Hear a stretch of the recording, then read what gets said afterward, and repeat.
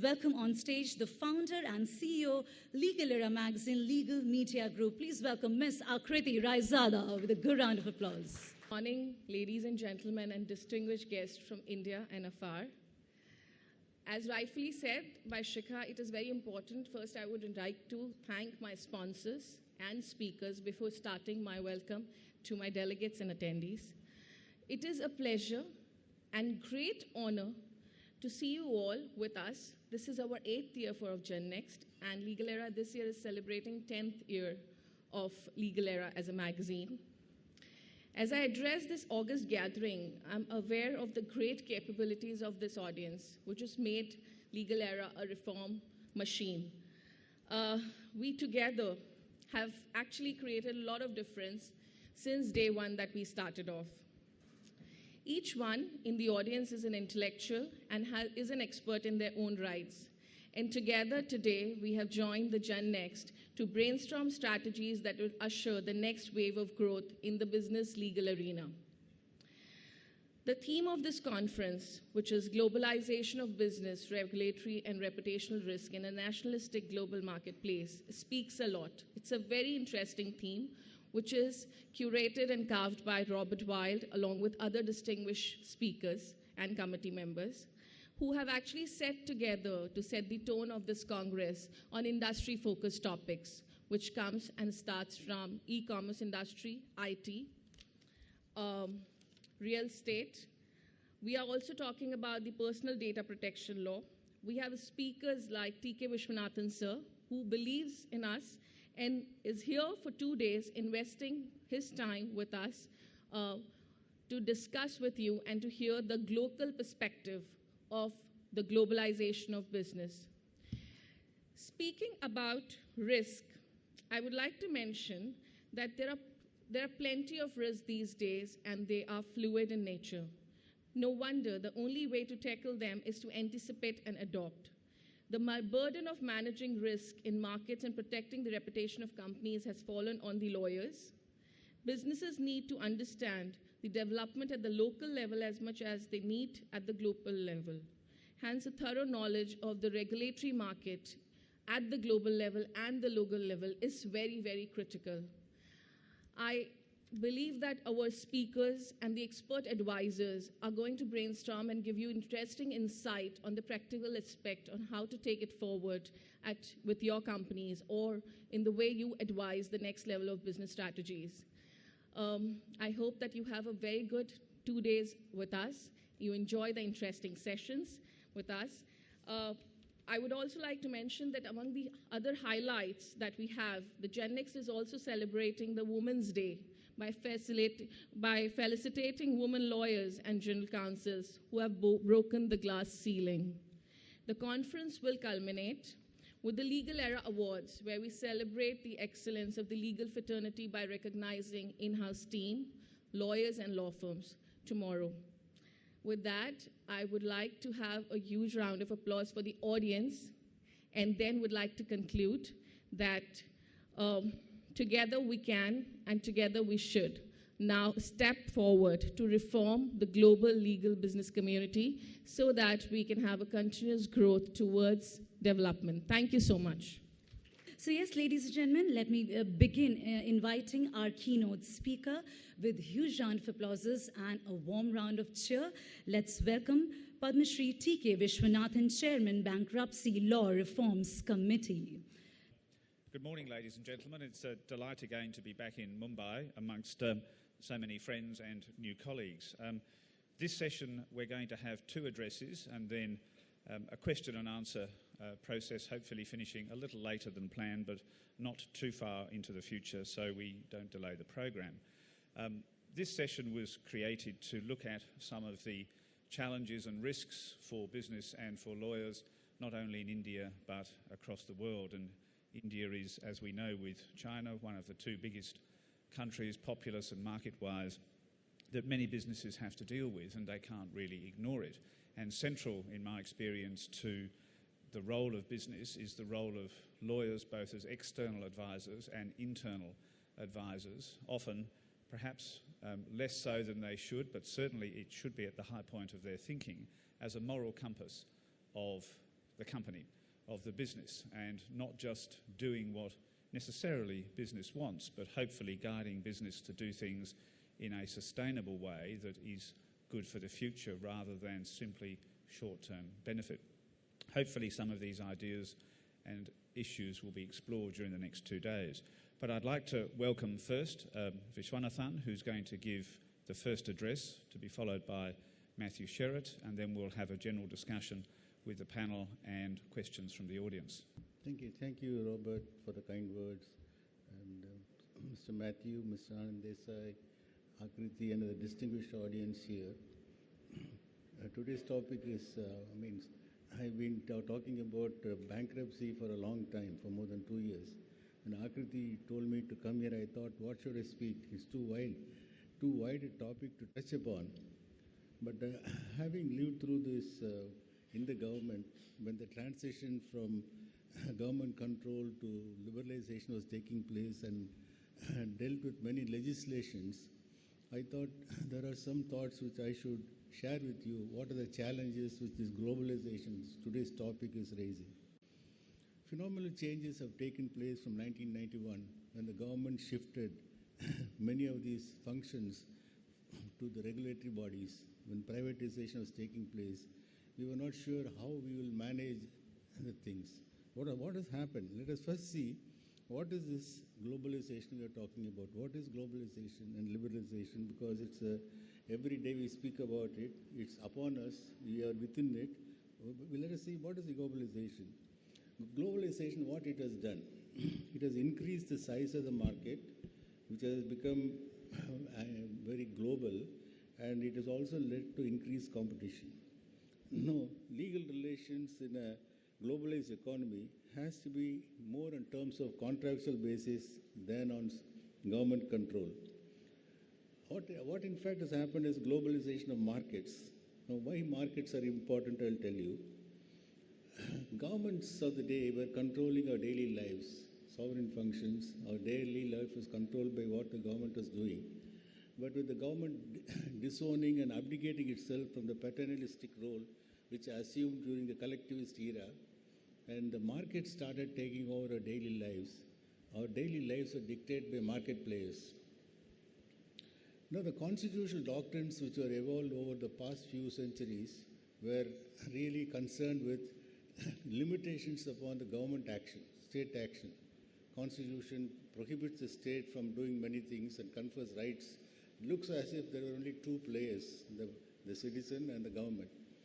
But when the government started abdicating itself, because people always had to look upon the government when they are in crisis, when there is a risk, then they look upon the government for them to save them. With this liberalization and globalization, the government has slowly withdrawn itself from many of the paternalistic roles. Markets have taken dominating, and market is a ruthless player. It is ruthless in the sense it is unforgiving and it punishes you. That is where we come in with the bankruptcy law. Bankruptcy law is where you have to manage your finances carefully. You can't expect every time that the government to step in and save yourself.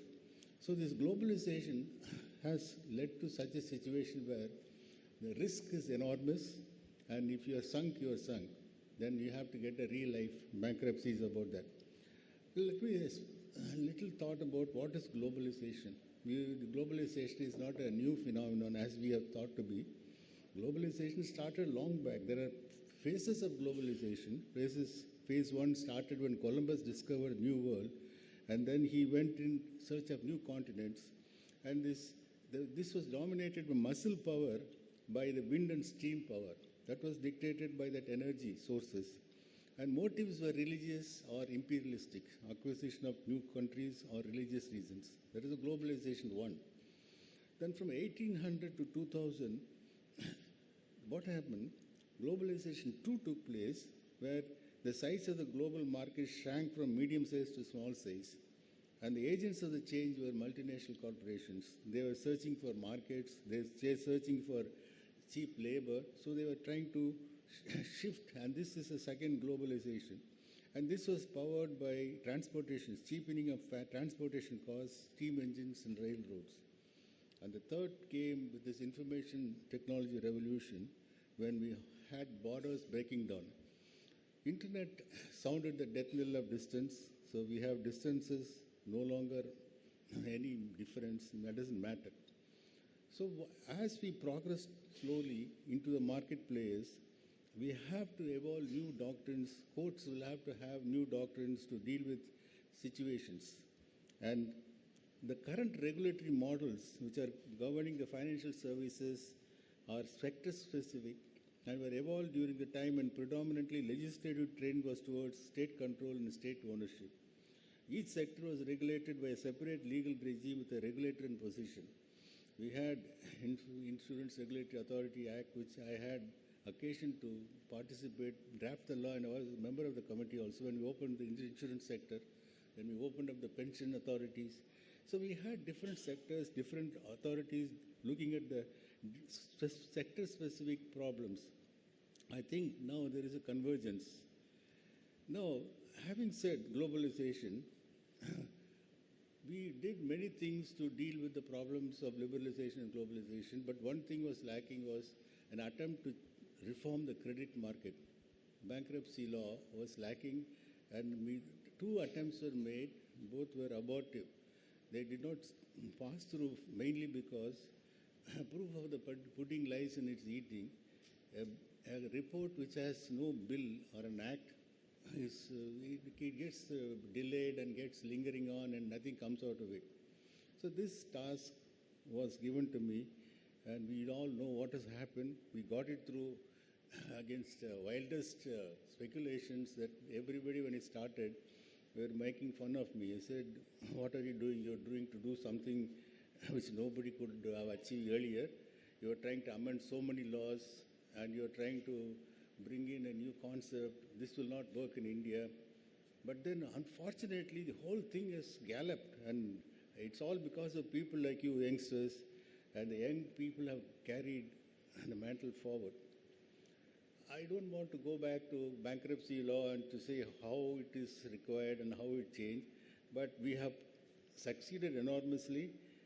Very rarely a draftsman gets the chance to travel along with the draft, because once you draft, you're faceless, it goes out of your hand.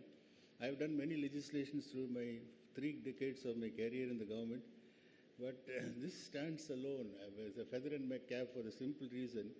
In Swiss ribbons, the Supreme Court has endorsed verbatim what we gave in the Report on Act. It is a great tribute for the Supreme Court for having closely followed the spirit of the law.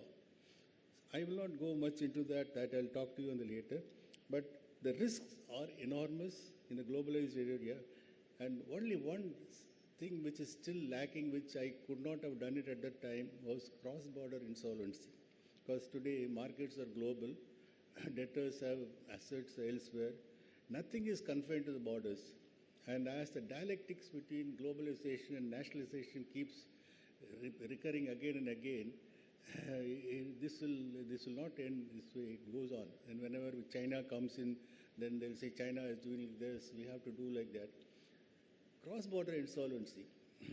That also, after completion of the code I gave, and I think right now we have a proposal to have the cross-border provision enacted to give effect to the unilateral model law.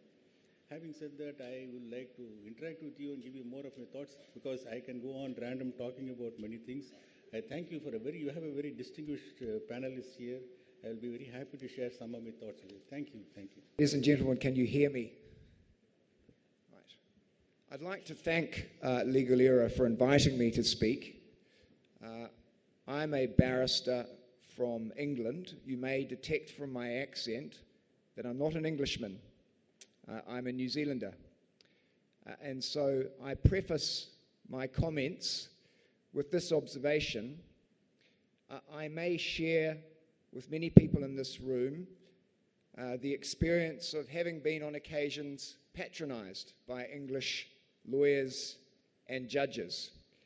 I come from a very objective viewpoint, coming from a small country on the other side of the world to work as a lawyer in the United Kingdom. This topic, globalization for business, regulatory, and reputation risks in the nationalistic marketplace is not the primary focus ordinarily of a criminal defense barrister.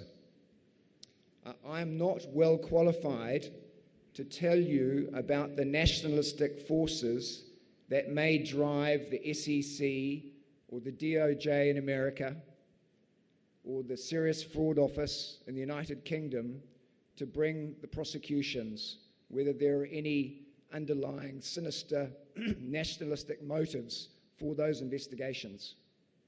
But what I am well qualified to talk to you about is a criminal prosecution is in many ways the ultimate sanction for non-compliance with regulation and law. And the reputational risks from that dramatic non-compliance can be devastating for companies and individuals caught up in these investigations.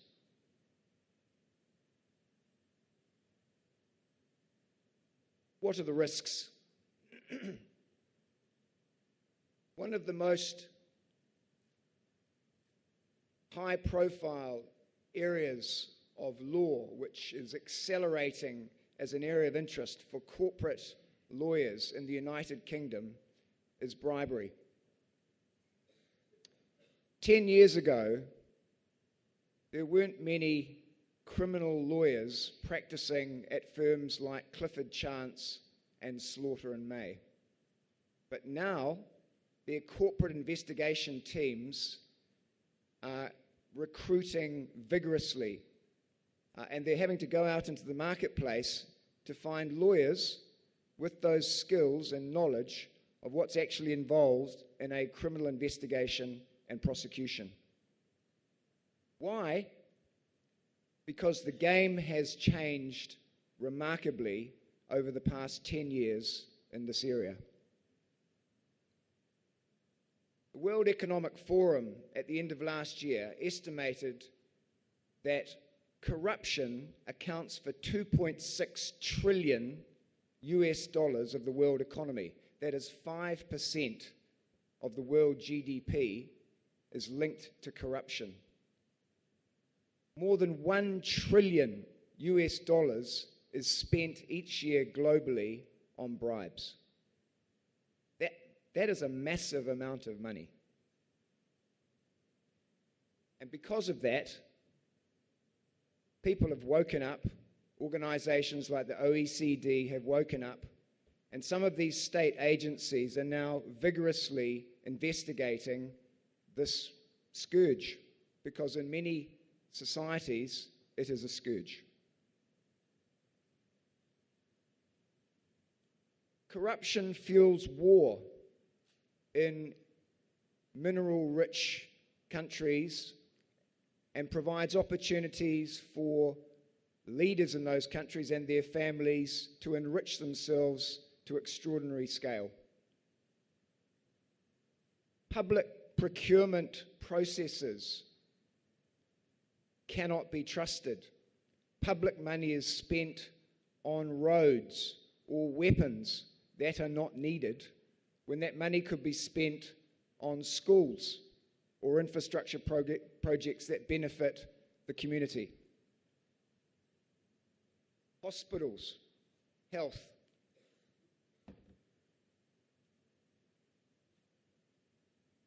National economies are undermined because external investors may view a particular country as not being a country governed by the rule of law.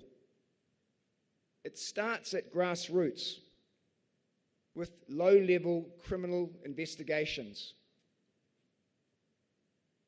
Lawyers, because of the pressures of acting for organized crime groups, may take bribes or do things which are unethical. Once they've done that, they are owned by the criminals. Those lawyers may become judges. As judges, they are owned by these criminals. the criminal courts are no longer viewed as an environment where you can get a fair trial. After that, it infects the civil process, and this is what is relevant for everyone in this room. Are you really going to invest in a country where you don't believe that you can enforce a contract in a court? It becomes a high-risk investment and therefore detrimental to that economy. So we as lawyers obviously play a key role in these big questions. One only has to look at some of the corporate investigations globally to see how this issue of corruption is front and center. We start with the United States.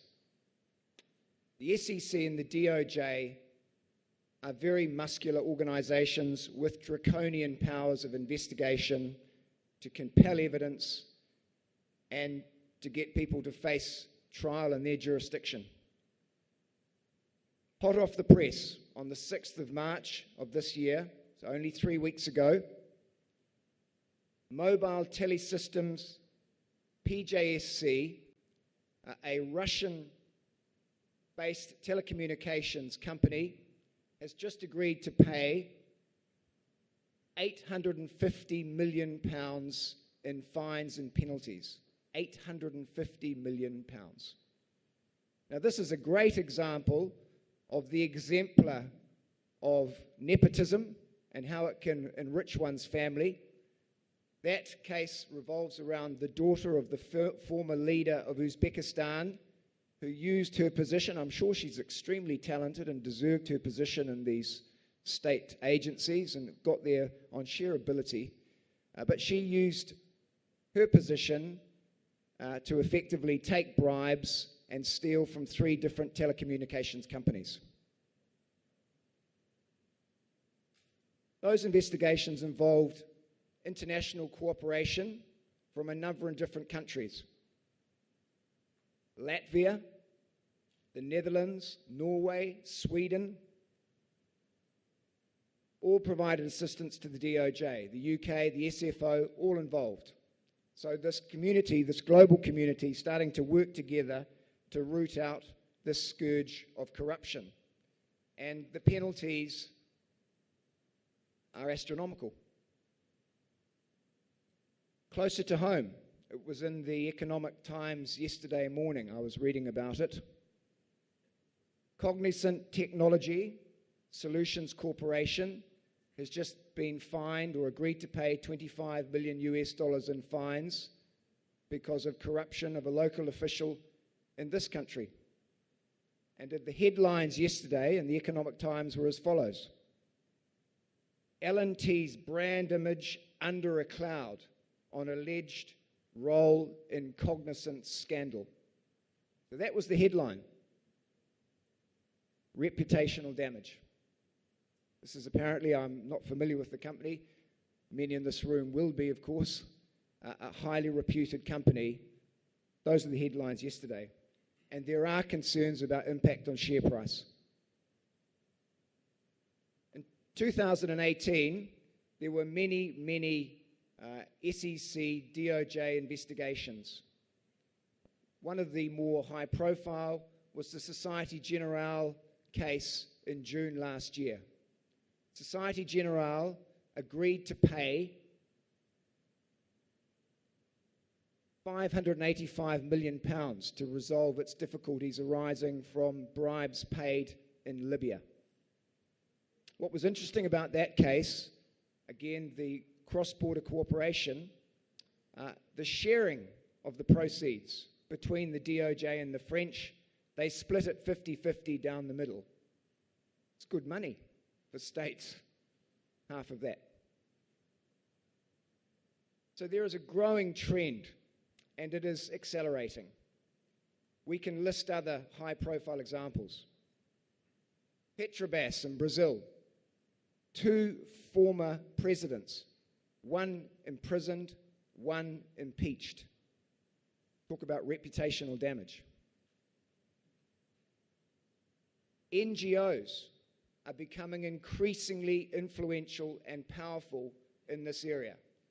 A very interesting case 2 years ago involving Transparency International and Equatorial Guinea, where the vice president of Equatorial Guinea, who happens to be the son of the president, who had a very enjoyable lifestyle in Paris with mansions on the Champs-Élysées, high-profile celebrity friends, lots of lovely sports cars, was eventually indicted and prosecuted in his absence for money laundering in France.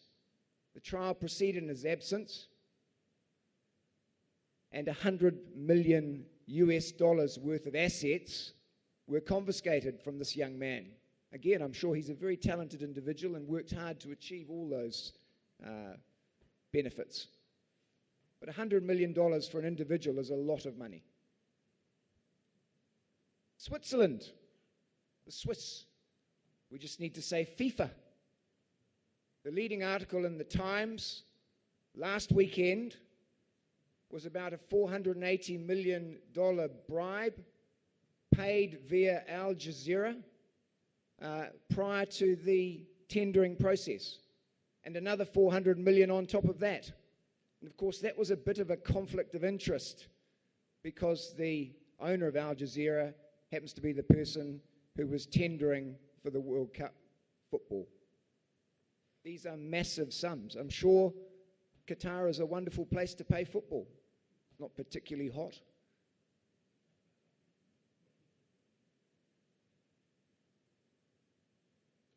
The United Kingdom, well, the English have been very good at this. They've been excellent at paying bribes themselves. But there has been a sea change in this area over the past 10 or 15 years. And what may have happened 10 or 15 years ago would not happen now. In 2006, the Attorney General, Lord Goldsmith, advised that BAE should be prosecuted for paying bribes for weapons with Saudis. Tony Blair, in his infinite wisdom, shut that down. Let's go forward to Rolls-Royce. You don't get a more establishment company than Rolls-Royce. What was involved with Rolls-Royce?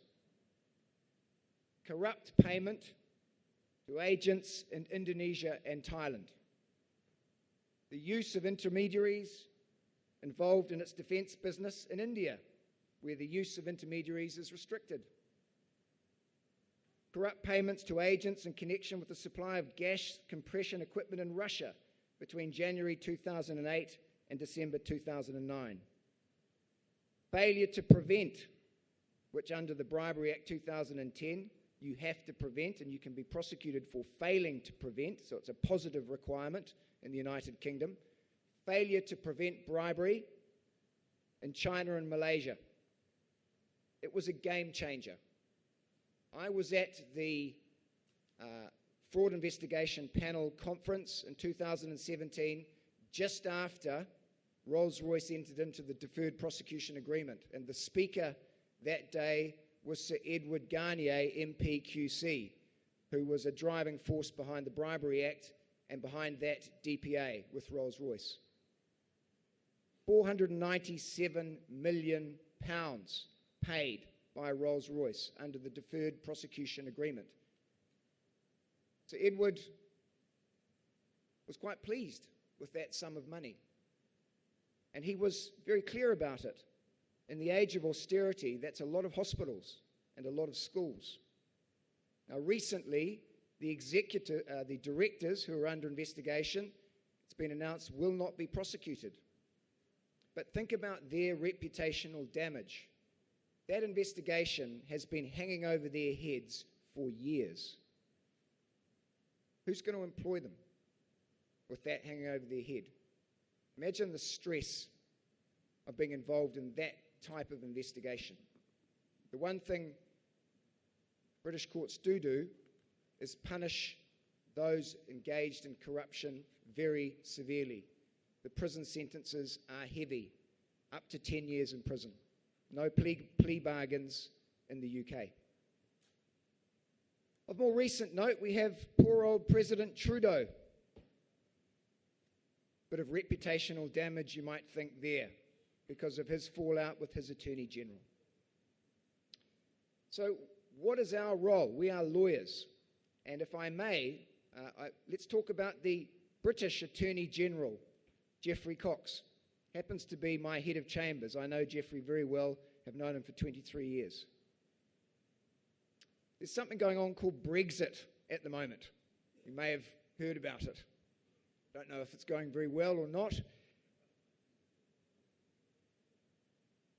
One of the key issues in those negotiations is the Irish backstop agreement. I'm not going to go into what that is. It's highly complex, but it's basically whether they can keep the border open between Northern and Southern Ireland. And it is a sticking point. Theresa May was her deal was overwhelmingly rejected by Parliament in a record vote, 230. She lost the vote by 230 members of Parliament voting against her deal before Christmas. And one of the reasons for that was the Attorney General's advice as independent counsel was published.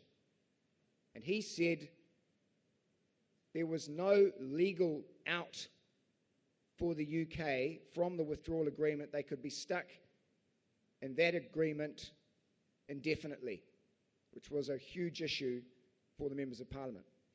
Now this week, Theresa May went to Brussels and came back with some concessions, which on the BBC News were trumpeted as being legally binding assurances, and thus solving this issue.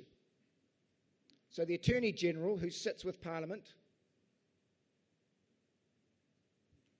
I'll finish very shortly, sits with Parliament, had to advise. And I'll finish on this note. He advised that nothing had changed legally.